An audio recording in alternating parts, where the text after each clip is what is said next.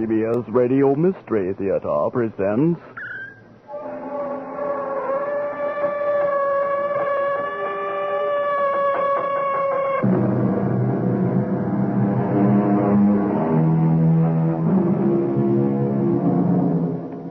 Come in. Welcome. I'm E.G. Marshall. We turn this time to a classic melodrama, an incredible chiller. I say incredible because it was written by a 19th century lady who seldom left her house. I speak, of course, of Charlotte Bronte, most famous of the three literary sisters whose strange brother, Patrick Branwell, was the prototype for some of the men in their novels. The day of the governess is past, but she was quite a fixture in the days when opulent mansions housed the wealthy, with a housekeeper and staff of servants who sometimes shared dark secrets. What's the matter with you this morning, Miss Jane? You look peaked. Another one of those terrible nightmares, Mrs. Fairfax. Such things are omens. My dead husband has been rising from his grave to tell me no good will come to this house. This house is the happiest home I have ever known. Then why do you dream of death and destruction? It must have been the storm. The moors were wild with thunder and lightning. I'm begging you, Miss Jane. Get away from here. Leave Mr. Rochester and Thornfield Hall alone before it's too late.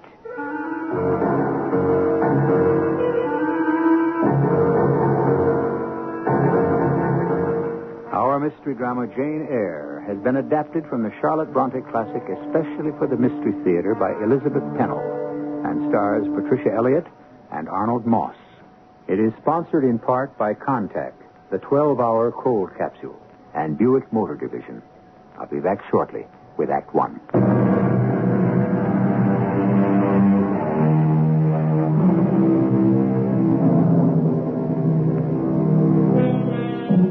Now to meet our Victorian heroine. Jane Eyre has been hired as a teacher with one pupil in a mansion which dominates a remote English countryside. A setting much like that where the Bronte sisters lived and dreamed of adventure. As we begin, Jane has volunteered to post a letter for the housekeeper. The nearest village is 2 miles away, but she welcomes the opportunity to walk by herself across the moor.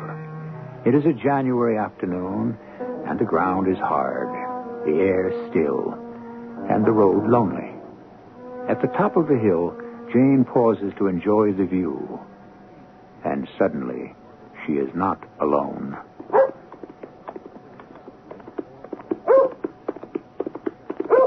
First the dog, and then a man on horseback, galloping furiously. I had not noticed the icy patch on the road, nor had the rider, until too late. With a slithering crash, horse and rider went down. Oh, what the deuce? Are you injured, sir? I'm not sure. Let me help you. Oh, stand to one side. But you're hurt. I'll go for help. No.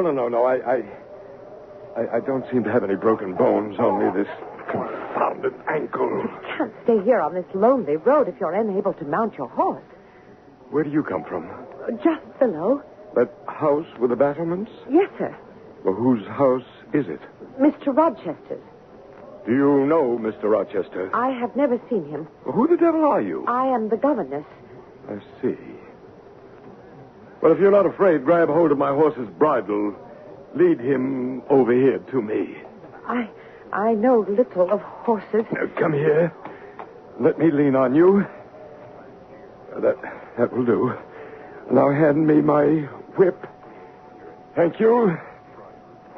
Come along, pilots. He rode off, and I continued down the road to the village by myself, wondering about this gruff stranger. For me, it had been quite an adventure, so I took my time getting back to the house. When I reached it, the housekeeper was in the entranceway. Pilot, hush up. Mrs. Fairfax, that dog. Yes, he came with his master. With whom? Mr. Rochester. He arrived shortly after you went to post the letter. That couldn't have been... Mr. Rochester has had an accident. His horse fell. His ankle is sprained. Did he ask about me? Miss Eyre, I have not yet had a chance to tell him about you. The surgeon has been sent for. Next day, I was summoned by Mrs. Fairfax to be presented to the master of the house. He was unmistakably the same dour personage I had already encountered. Sit down, Miss Eyre. I've examined Adele and find you've taken great pains with her. She is a pleasant child. I understand you've lived in my house for the past 3 months. And you came from... From Lowood School. Oh, yes. A charitable institution and a grim one, from all I've heard. How long were you there? 8 years. You must have a sturdy constitution. I welcomed the opportunity to get away. No doubt. Who are your parents? I have none. Or ever had, I suppose? I don't remember them. I was left as an orphan with an aunt who hated me. The Lowood School was a joy compared to her house. Any other relatives? I've heard of an uncle on my father's side, but I doubt if he knows I exist. He lives in Madeira. Who recommended that you come here? I advertised, and Mrs. Fairfax answered my advertisement. You have no friends, I presume. None but the pupils and teachers of Lowood. And now, those of you at Thornfield. Mm-hmm. You've lived the life of a nun. But I must say it has not broken your spirit. How old are you? 18. Old enough for some accomplishments. I saw some sketches in the schoolroom. Are there others? I have a portfolio. Send it to my room. And now I'm tired.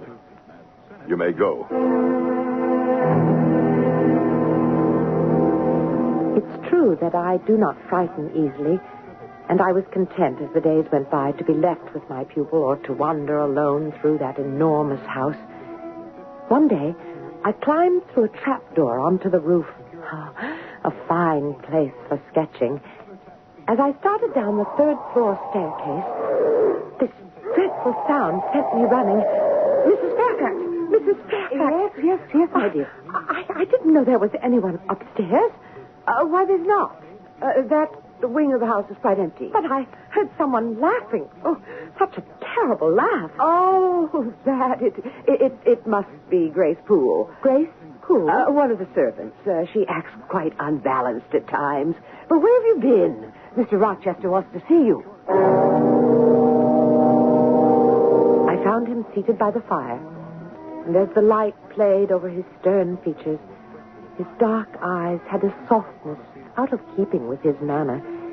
He caught me off guard. You examine me, Miss Eyre. Do you think me handsome? No, sir. What faults do you find with me? Mr. Rochester, I shouldn't have answered that way. Don't criticize me. Go ahead. Does my forehead not please you? Do you think I'm a fool? Far from it. Well, you look puzzled. And a puzzled air keeps those searching eyes from studying my face. I'm feeling gregarious and communicative tonight. Talk to me. I have nothing to say. Well, then I'll make you say something. From your point of view, I'm sure I'd be judged a sinner. I do not make judgments. Oh, you would if you knew how I've wasted all my years. Why do you regret the past when there's a future to look forward to? I look forward to nothing but misery. But you have Adele and... Indeed. I rue the day I became encumbered with that brat. Well, then why did you make her your ward? I'm a victim of circumstance. Children annoy me. But I told you I feel talkative. Wouldn't you like to know something about Adele? If you wish to tell me. The child has no more memory of her parents than I do of mine. Her mother was a dancer. I found her in Paris, a glorious creature with whom I fell madly in love. She played me for a fool from the beginning, taking my money, giving a heart to a handsome devil of an army officer by whom she had a child, and claimed the child was mine. But does that shock you, Miss Eyre? No. But if the child was not yours, why do you feel responsible? Because the infant was abandoned. Which proves that you are a man of compassion. Perhaps. But I have no feeling for that girl. The less I see of her, the better. And if you don't like my attitude, you're not compelled to stay here. Oh, now you have shocked me. Adele is a lonely little orphan, forsaken by her mother and disowned by you. Already she leans on me as a friend, and I will do my best to comfort her.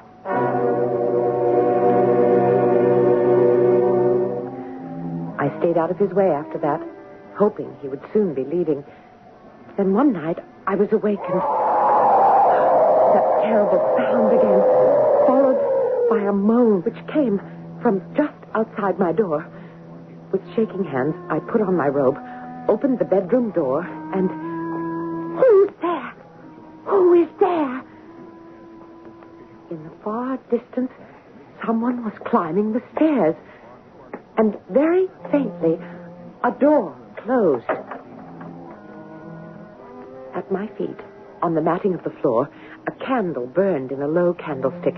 I picked it up and walked along the corridor, drawn by the strong smell of smoke. A door, usually closed tight, was ajar. Mr. Rochester's bedroom, and the smoke was coming from there, billowing out and getting thicker. Mr. Rochester! Mr. Rochester! Wake up! The draperies at the head of his bed were on fire. I grabbed a pitcher from the washstand and... What the devil? A fire, sir. Get up quickly. In the name of all the elves in Christendom, is that Jane Eyre? What have you done with me? Your bed was on fire. But what brought you to my bedroom? There was someone in the hallway. Someone who cried out and then went upstairs. I see.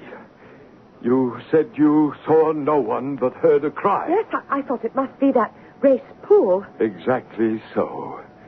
The unfortunate woman has nightmares.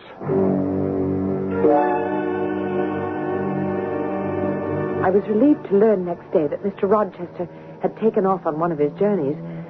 But when he returned, I saw quite a different side of his complex personality. Oh, Miss Jane, it's nice to have music and laughter in the house. I thought I heard singing last night. There are ladies staying here? Mr. Rochester has brought several guests. There's Mr. Mason, Mrs. Eshton and her daughters, and I wish you could catch a glimpse of Lady Blanche Ingram. What is she like? A great beauty. What a fine couple they make. I'm hoping that what I've heard may be true. And what is that? That they will be married. Oh, Lady Blanche is years younger than Mr. Rochester, but so gay and charming. I tell you, life will be very different at Thornfield Hall. What has come over me? As I lay in bed, my heart is filled with a great longing. Severely, I say to myself, tomorrow, Jane Eyre, look in the mirror and draw your own picture faithfully without softening one defect. Omit no harsh line and write under it, portrait of a governess, disconnected, poor, and plain.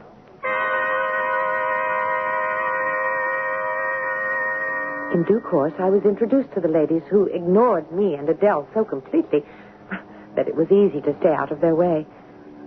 Then one night, as I sat alone in my room, there was such a commotion that I opened the door. Mr. Mason needs help. Rochester, for heaven's sake, Come back to your rooms, all of you. Except for you, Jane Eyre. What's happened? I need you. Come this way. Take my hand.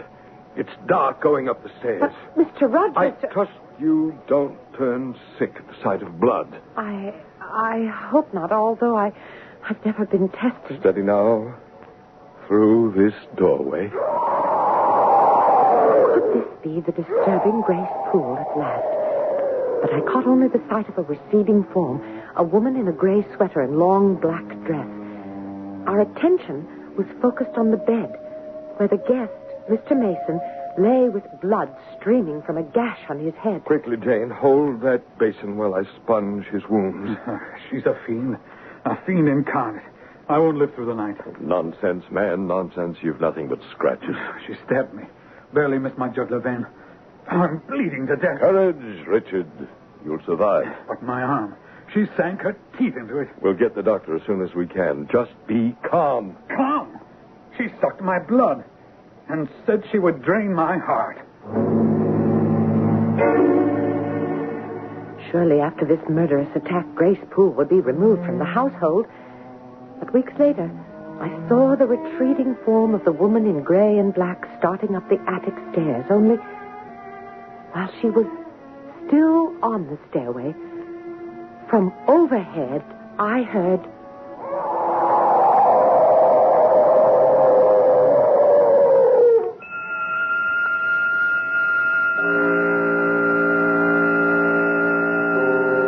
How's that for a chilling turn of events? The upper floors of Thornfield Hall appear to be occupied by demons, not the least of which is the murderous Grace Poole. Why would such a servant be left to roam the corridors? And what brings on a laugh which now seems to be disembodied? I assure you that more harrowing developments lie ahead. I'll be back shortly with Act 2.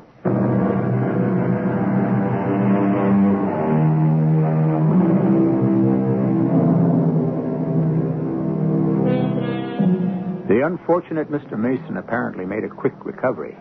In any event, the guests all departed as suddenly as they had come. And so did Mr. Rochester. I don't think I'd like to spend a night at Thornfield Hall, much less be confined there without knowing what was going on. But Jane Eyre was used to being rebuffed when she asked questions. And in spite of her strange environment, she had never enjoyed such a life of ease. Her pupil, though not especially bright, was eager to learn. And Jane spent the rest of the time with her sketchpad and books in the library. Mr. Rochester has come home, Miss Jane. Oh? And it's all working out just the way I hoped it would. He is planning to marry. Will they be living here? Well, he can answer that himself. He has asked to see you out in the garden. Thornfield is a pleasant place in summer, isn't it, Jane? Oh, yes, sir. You've made yourself quite at home here. I assume you're somewhat attached to this house. Indeed, I am. And although I can't understand why you seem to have acquired a certain regard for that foolish child Adele and even for simple Dame Fairfax. In different ways, I have affection for them both. And you would be sorry to part with them? Yes. Pity. But that's the way it is. The time always comes when one must move on. But, sir, I'm very happy here. Yeah, well, that's the extraordinary thing. It'll make parting more difficult. You mean I must leave Thornfield? I'm sorry, but you're dismissed as of tonight. Is it because you are going to be married? Exactly so. Soon, sir? Very soon. But what about Adele? I'll send her away to school, and you must get a new situation. I will advertise immediately. But in the meantime, may I stay on until I have somewhere else to go? I hope to be a bridegroom in about a month.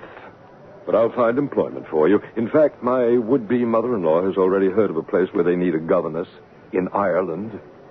That's a long way off, sir. From what? From England and from Thornfield and... Well? From you, sir. It's very interesting that you should say that, Jane. Because when we're alone as we are now, and I'm close to you, I have a queer feeling that I would miss you very much if you should go away. You will forget me very quickly. You spoke to me once of the future. What do you look forward to? Oh, I suppose in my hopeless dreams, I fancy myself as a mistress of my own school for girls. Oh, Jane. Behind that prim facade, you're fire and ice. You mustn't... Please, don't talk that way, sir. I wish you happiness in the course you have taken for your future. What course? Why, with the beautiful Miss Ingram, your bride. I have no bride. But you will have. Oh, yes, I will. And she is standing now right beside me. Mr. Rochester, please, let me go. I am offering you my hand, my heart, and a share of all my possessions. You are making a fool of me. And my only answer is to laugh in your face. I ask you to pass through life at my side, to be my second self and best companion. You have already made your choice, and I can take no more cruelty. Jane, I have no feeling for the beautiful Blanche no more than she has for me. Our affair is over. I came back to Thornfield to entreat you to accept me as a husband. If your feelings for me are real, I will be grateful and devoted. Grateful? say it quickly. Say you'll marry me. Mr. Rochester, if you are sincere... Edward. My name is Edward. If you need an oath, I swear that I love you. Then, sir, I will marry you. That's not the way to accept my offer. Dear Edward. Everything had changed. I was no longer plain Jane Eyre. Of course, I had known from the first moment that Edward Rochester was a man above all others. But in my wildest dreams, I had never dared hope I could be the object of that affectionate heart he tried so hard to keep buried. I still felt insignificant and blushed when he offered to buy me a trousseau and talked about jewels. And a diamond necklace for my lady? Oh, no, sir, please, I can't accept. But you're soon to be Jane Rochester, and that calls for finery for my beauty. Oh, please, Mr. Rochester. Who? Edward. Mm-hmm. Don't call me things I am not. I am your plain, Quakerish governess. You have beauty after my own heart, delicate, ethereal. Oh, puny and insignificant, you mean. You are dreaming, or else... Oh, for pity's sake, don't sneer at me. I will dress my Jane in satin and lace. And for her wedding, her head shall be covered with a priceless veil. I was in a world of utter bliss until... What you and Mr. Rochester are about to do is wrong. We love one another. He is old enough to be your father. He's nothing like a father. And he looks so young. You know nothing of men. And no good can come from a union with a gentleman of his station and a lowly governess.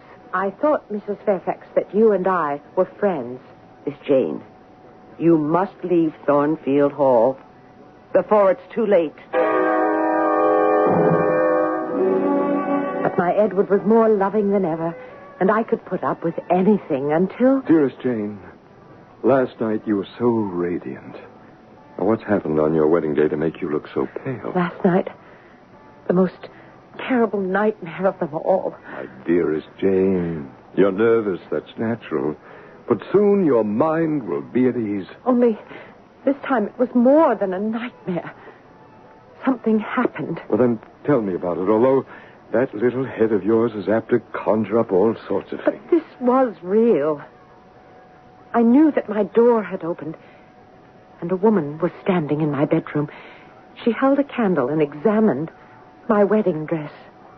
Well, it must have been that stupid Mrs. Fairfax. No, not Mrs. Fairfax. A large woman with thick hair hanging down her back, in a white gown, or a sheet that looked like a shroud.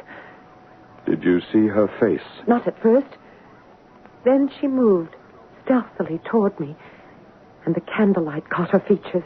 Oh, hideous, savage, like a vampire. And as she leaned over me, I would have screamed in terror, except no sound would come.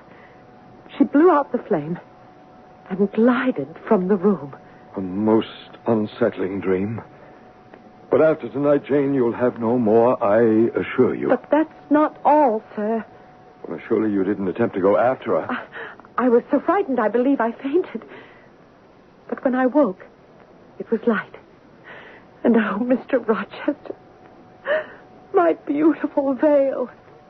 It had been torn to shreds. My poor Jane. No, you see, sir, it wasn't a dream. No, I suspect the vindictive Grace Poole.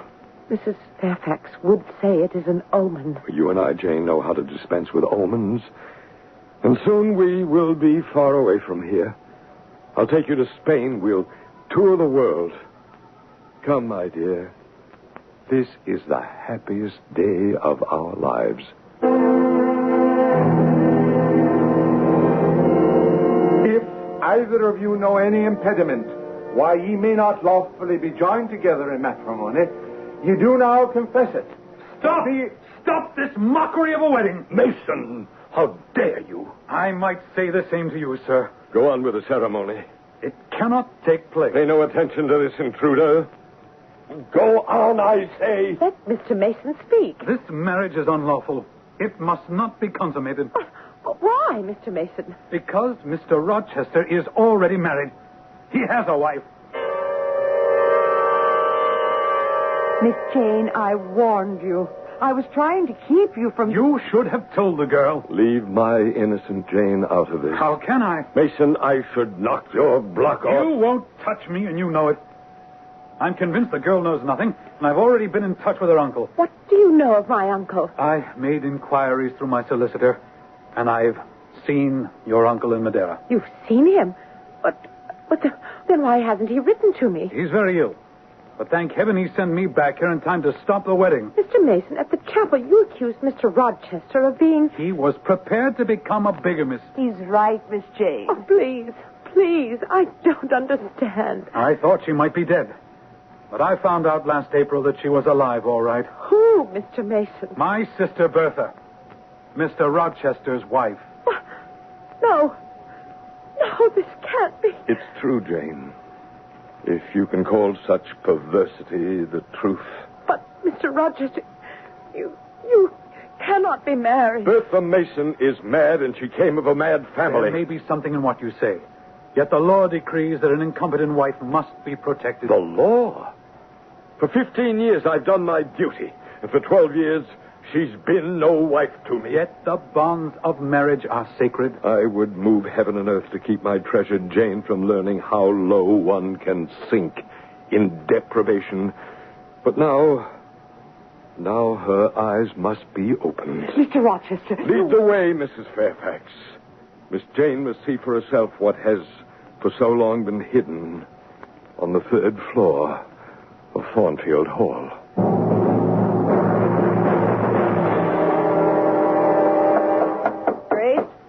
Grace, Poole, unlock the door. Go in first, Mason. Sometimes she responds to you. What if she responds the way she did last time? Go on, you coward. She's with her nurse. Watch her, Grace. She's not to be trusted. Oh, it is. That's the woman who came to my room last night. Or can she be a human creature? Careful, miss. She sees you. Wait until Mrs. Poole has her cornered. She is so cunning. We'd better leave. I know how dangerous she can be. And that, Jane Eyre, is what they call my wife. Now we know the secret of that ghostly 3rd floor of Thornfield Hall. Picture, if you will, the scene Jane Eyre was forced to witness. The door was unlocked by the stolid Grace Poole, a somber matron, gray and black. But behind her, groveling on all fours, a wild creature with long hair hanging over her face, like some fearful beast of the jungle. We will mercifully close the door before continuing presently with Act 3.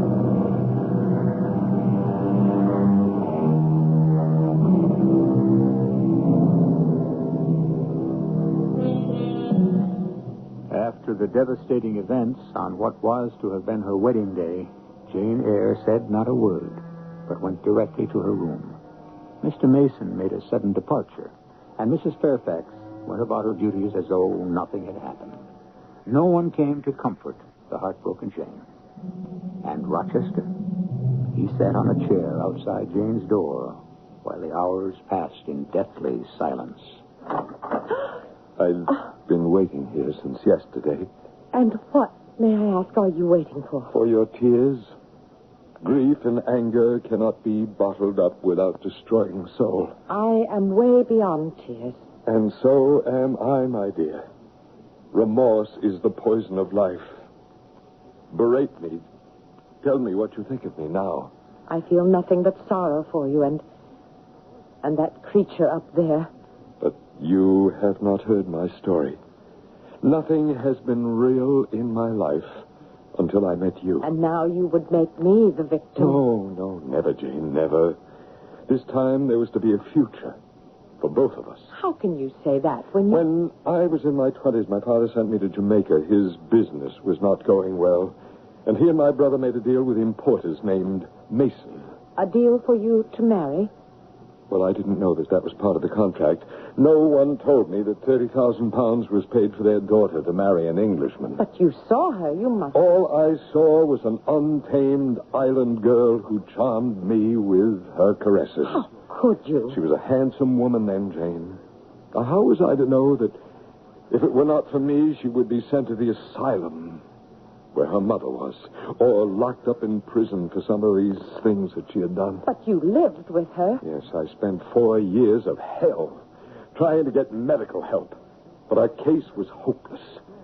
And when my brother and father died, I was left with Thornfield Hall and no one outside this house, except the doctor and Richard Mason, knew of her existence. And that's why you're seldom here. I cannot stand the solitude. Nothing has had any meaning, nothing, until you came, Jane. And now I must leave you. No, you can't. I'll take you anywhere you want to go. Do anything you say. Then let me go in peace.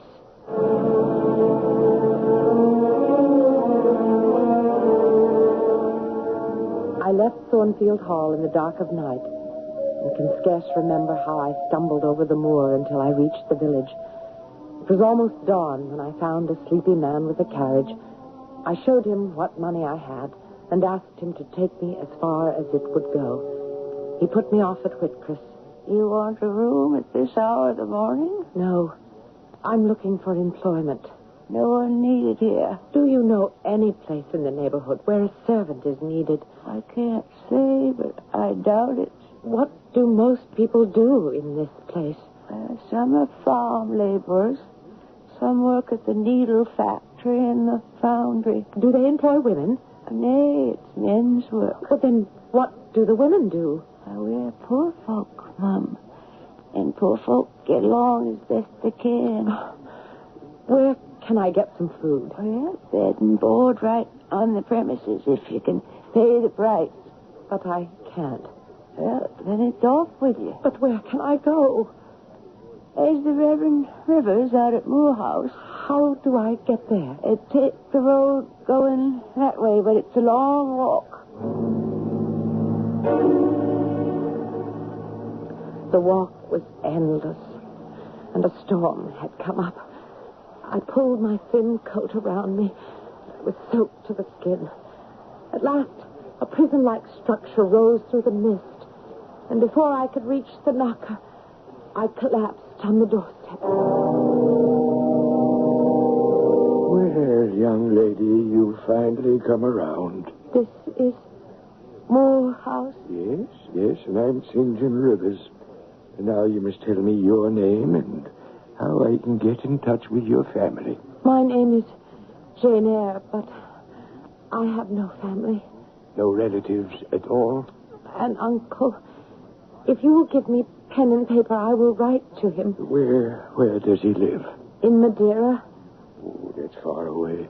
Give me the name of someone nearby who can come and fetch you.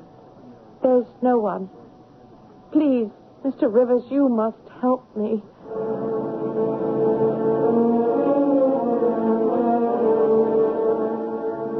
Although my heart was heavy, good fortune came my way. Miss Eyre, you've been of such help at the mission. I don't know how we could have got along without you these past months. And I'm happy to tell you, sir, that I now have a way to repay your kindness. Oh, it's been repaid many times over. No, I've heard from my uncle's executor.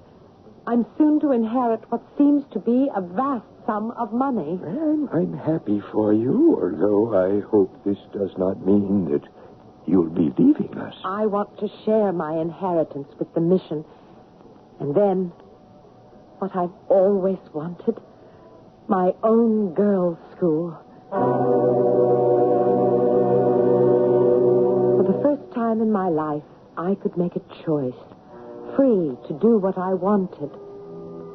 But more than ever, I was troubled by my dreams.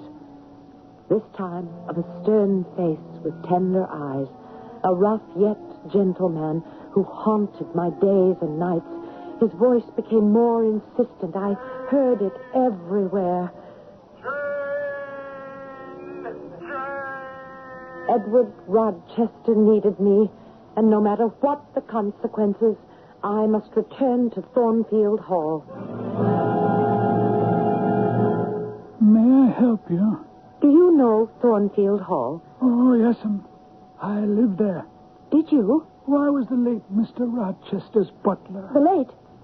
Is he dead? Oh, I mean the present gentleman's, Mr. Edward's father. Is Mr. Edward Rochester staying now at Thornfield Hall? Oh, no, Mum. How could he be? The place is a total ruin. Well, where is he then? I must see him. Oh, you're a stranger here. You don't know what's happened. Tell me, please. Well, you see, when old Mr. Rochester died, I was sent to work at Ferndale. And I was only called back to the hall after some curious events had taken place. Go on. Well, there was this little snip of a governess who started the whole thing. What are you talking about? She deserted Mr. Rochester, you see, when he needed her most. Poor, lonely man that he was.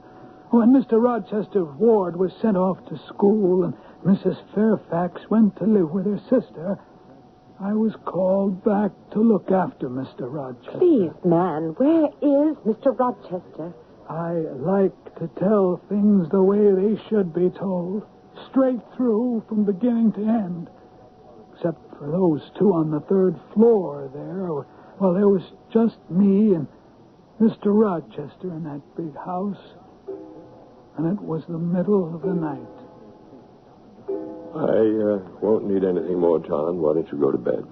Oh, I should think you'd do the same, sir. But if you're going to stay here, let me build up the fire. No. I'd rather stare into the coals. I'll go to bed when I feel that sleep will come. Oh, I could fix you a hot drink. No, nothing. Thank you. Oh, good night then, sir. What's the matter with you? Are you catching cold? No. It's Mr. Rochester. There's smoke pouring down from the upper story. We'll close the door. We'll break the window and take the outside stairway to the second floor. The left wing of the house is on fire. Where is Grace Poole? Fast asleep, I imagine. Sometimes she takes a drop too much. That's what I'm afraid of. And when Bertha gets loose, anything can happen. Look, sir. Up there on the roof. Mrs. Rochester. Good Lord. Bertha! Oh, she'll be consumed by the flames. Let's get to her. Oh, you can't, sir. Pitiful as it is, there's nothing you can do. I must try. Bertha! Sir, let her go! Bertha!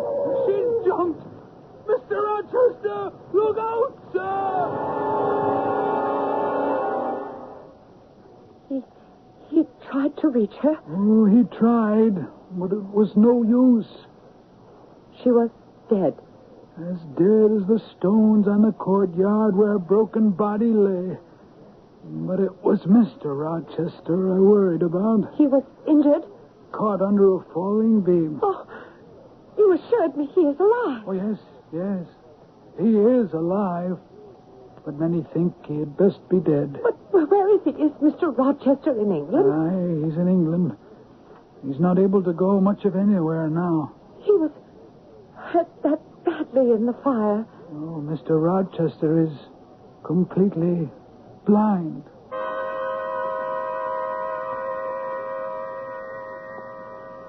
I will pay you well to take me to this place where Mr. Rochester is staying. Friendin, oh, I don't mind driving there. My sister works for Mr. Rochester, but, I doubt that he'll let anyone in the house. You must persuade your sister to let me see him.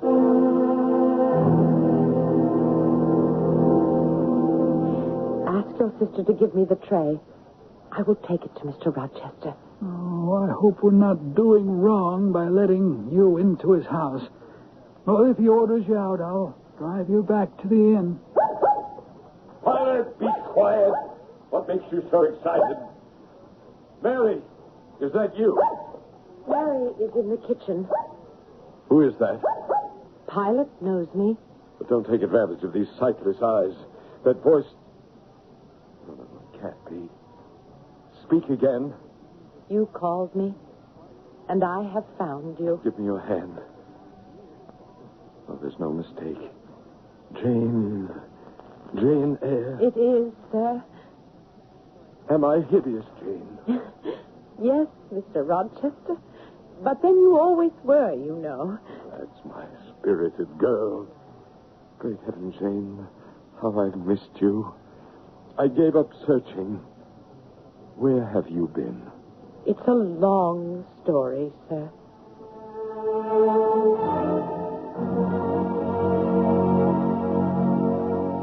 So you have found your independence. Would that I had found mine. It is not what I expected. Your own school, or off to India with your missionary. Which will you do? Why, neither, sir. If you will let me stay and nurse you. Oh, Jane, a nurse could never bind my wounds. What I need, I can no longer ask of my one true love. Try me. Not only these sightless eyes, but also this stump of a hand. The fire was her revenge, Jane. No more talking about the past. In spite of my infirmities, I don't need a nurse. I want a wife. Ask me one more time, Mr. Rochester. Edward, Jane, Edward. Our roles have changed, and you are now my master. We are two sides of the same coin, Mr. Rochester, and no one can split it in two.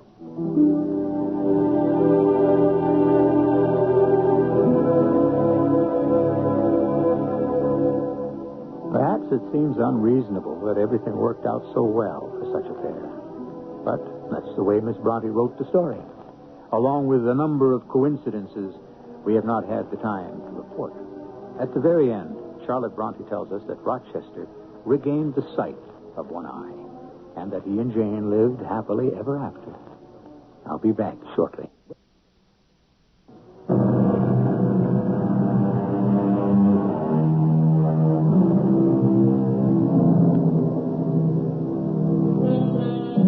The Gothic novel was very popular in the 19th century, and it's back in style today. Women writers are still leading the field, just as they did in the Brontes' day. There seems to be renewed interest in ghostly mansions, orphan girls, and bold men, both dashing heroes and those with evil intent. I hope you agree that such fare makes good listening. Our cast included Patricia Elliott, Arnold Moss, Lloyd Battista, and Anne Pitoniak. The entire production was under the direction of Hyman Brown. This is E.G. Marshall inviting you to return to our Mystery Theater for another adventure in the macabre. Until next time, pleasant dreams.